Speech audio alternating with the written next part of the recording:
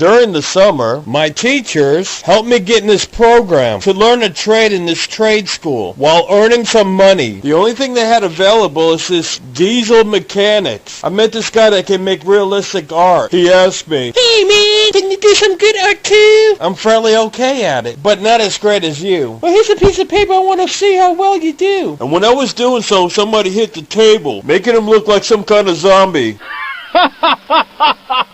I burst out in laughter. He got so upset with me, he drew a picture of me doing something inappropriate with this other guy. I tried to grab it and rip it into pieces. He snatched it and ran away with it, and showed others what he'd drawn against me, while he was laughing about it, as I was chasing him. He ran around this heavy-set bodybuilder. The people were saying that he was so strong he could pick up small engines. He showed him the picture where he'd drawn, and he laughed about it.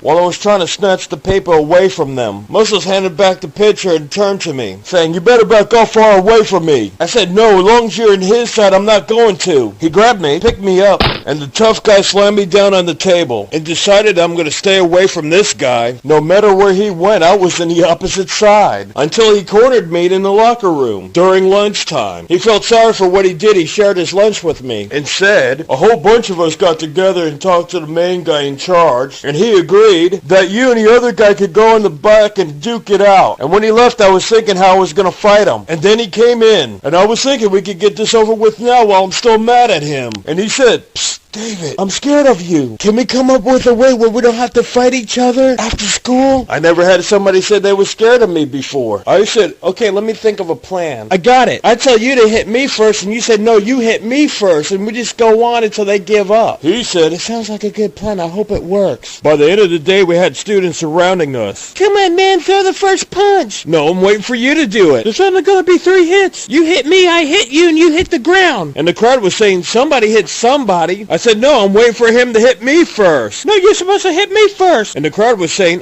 "Nobody's going to hit nobody." And more than half of them left. And when they was going, the others were saying, "Well, we're going to stick around until something happens. Come on, man, and fight so I can beat you down." "No, you swing at me so I can beat you up." And more of them left until it was like 2 or 3, saying the bell's about to ring for the bus to come. "I'm ready whenever you are." "The same goes for me." And somebody in the crowd was saying, "The only fight they're doing is arguing with each other." "Well, we got time left. Let's grab our stuff and go." And they left. I was starting to think that wouldn't work. And then we left. This is a story about what happened to me in my last year of high school. By Mystery Man. Now listen, class. There's gonna be a new student. His name is David Cooper. And he's been kicked out of a lot of different schools because of fighting. When he comes in and tries to pick a fight, just ignore him. Especially you, David. You gotta keep your cool. A little while later. Class, I want you to meet David Cooper. Yo, I want to know who's the toughest one in this classroom. Because I'm not gonna fight the small guy and work my way up. I'm gonna fight the toughest guy in here, so I'm gonna be the toughest in the classroom. So who is it gonna be? And when I seen all those fingers pointing at me, I was thinking, oh no. Me and you, after school. After school, he kept his word, followed me to try to pick a fight. You remember me? We're supposed to be fighting? Then he was pretending to look at these papers. Yeah, it's written down in my schedule. It's written right here. Appointment after school. I even marked it down in my calendar. Even though it's funny now, it wasn't funny then. Then he was literally pushing me to a fight. Come on, man, I've got other appointments, and I don't want to disappoint my other customers. I turned around and said, you need to stop pushing me. Then trying to keep my calm, I turned around and started walking back home. Then he kept on physically pushing me, saying, what's the matter, you scared? I turned around and said, yeah, I'm scared I'm gonna hurt you. His jaw dropped, and with a wide mouth looking shock at me, I turned around and walked off, thinking I guess he's not used to having tough guy talk back to him. And he stopped right there when I was walking away from him. As soon as I heard him running behind me, I quickly looked down to see if I could see his shadow to find out which side is he coming from. If he was going to come to my right side, I was going to quickly turn around and punch on my left. And if he was going to come to my left side, I was going to quickly turn around and punch on my right. The problem with that, the sun was right in front of me and not behind me. He jumped on my back, I took him for a spin, grabbed him and threw him off me. He said, I'm starting to wear you out. Let that be a warning to you not to mess with me. Between the two tough guys, I started walking away. I didn't expect that he would make the same move twice, but he did. This time I picked him up and threw him in the bushes. He said, "I almost got you beat now." I said, "You're crazy, man, you're crazy." And the same for the third time. I picked him up and did a 360, and I thrown his back against a tree, and he landed on his ribs on the roots. Oof, I didn't mean to hurt him that badly, so I apologized, saying, "I'm sorry, man, I'm sorry. I almost got you now." And I was thinking, yes, he is crazy. And when I went up to the door to unlock it, he went up right behind me to tap on my shoulder, thinking this guy wants to fight to the death. And I quickly turned around to hit him before he hits me. I quickly pulled back my fist when I seen his hand out for friendship, saying, I wonder if we can become friends. And we did. And this all happened in the early 90s.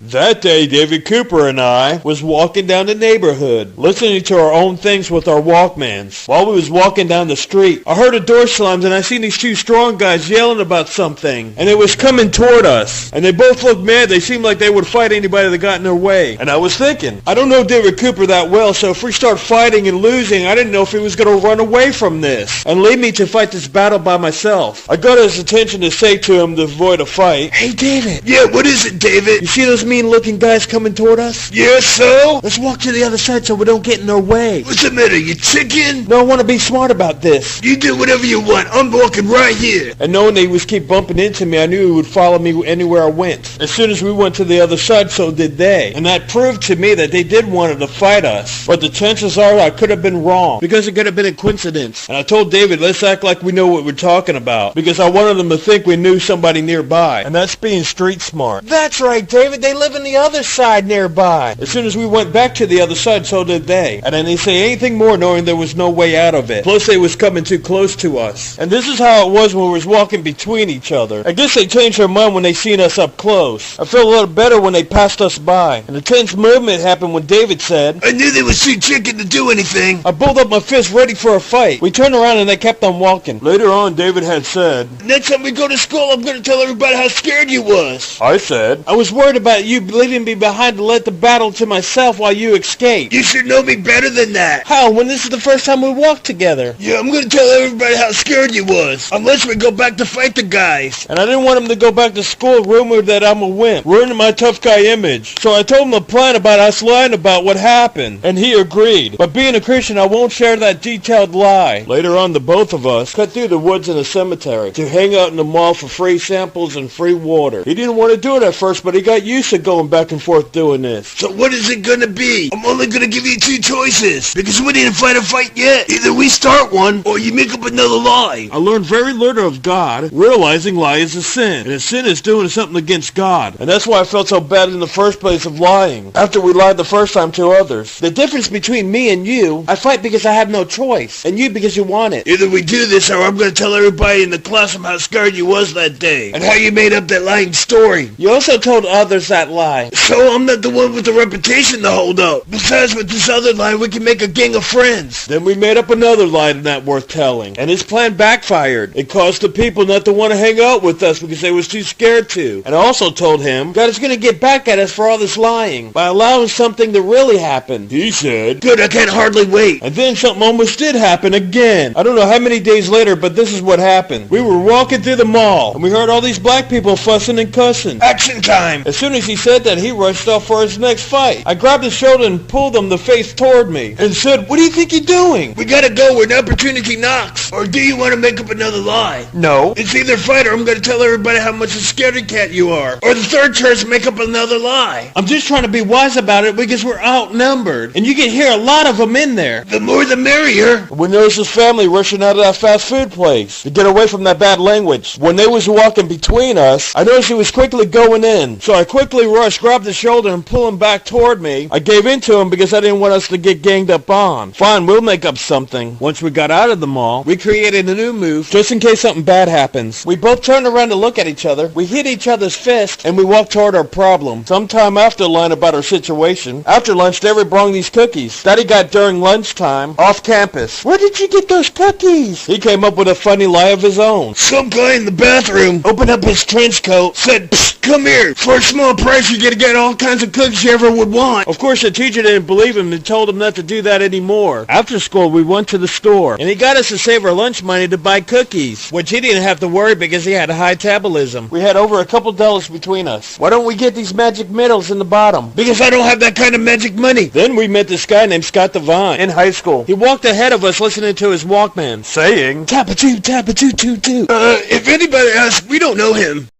My realest true stories from the past. Come on, Scott, we're in a poor black neighborhood, and those drunkards are coming behind us, walking like zombies, and there's this big rock in front of us. You need my help? But no, David, I can handle it myself, so wait right there.